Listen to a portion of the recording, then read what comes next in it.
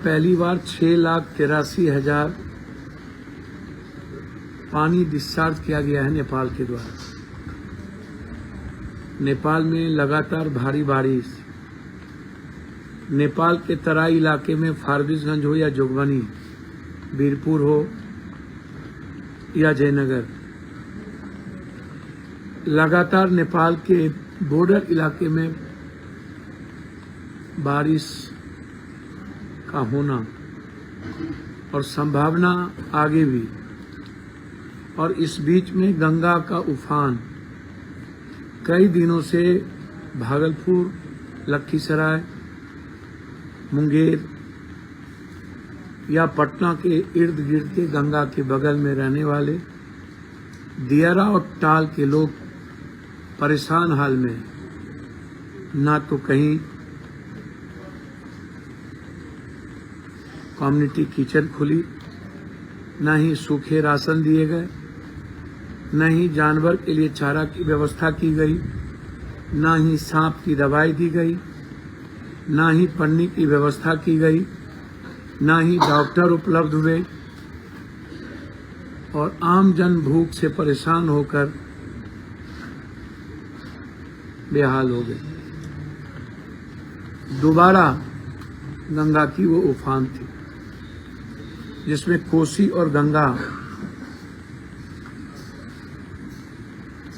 दोनों के किनारे रहने वाले हम सब का परिवार चिंतित है। अभी से आप लोग,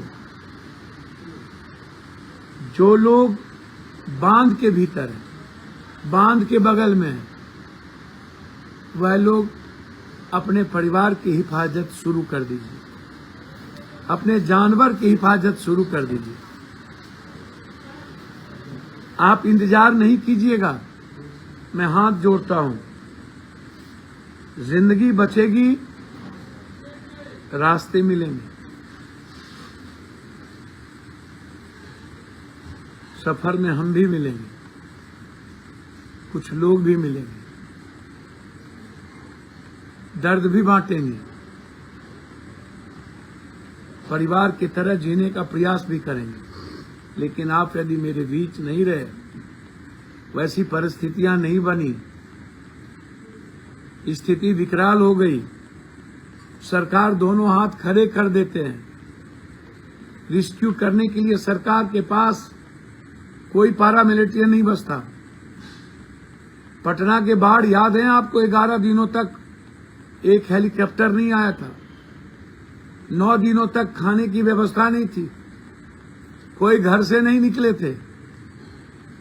कुशा त्रासदगी की याद है आपको? भूले तो नहीं। अपनों के आंखों के सामने डूबते हुए बच्चों को, मां को, पिता को, भाई को बिलखते हुए हमने देखा, लेकिन बचा नहीं पाए। इसलिए रुकिएगा नहीं, अपने परिवार और अपने बच्चों की हिफाजत करिए। खाने की चिंता मत करिए, पहले बच्चे और परिवार जो घर में है उसको लेकर के सेफ साइड जाइए। बांध पे भरोसा मत कीजिएगा, और खास तौर पर कच्चे बांध पे। इसलिए मेरा आग्रह है कि कोसी, कमला, महानंदा, गंडक और गंगा के किनारे जो लोग भी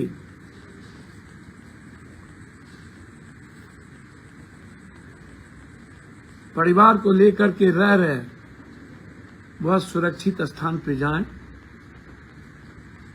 और मेरा सरकार से अपील है, एनडीआरएफ से लेकर सभी की तैनाती बड़े लेवल पर की जाए।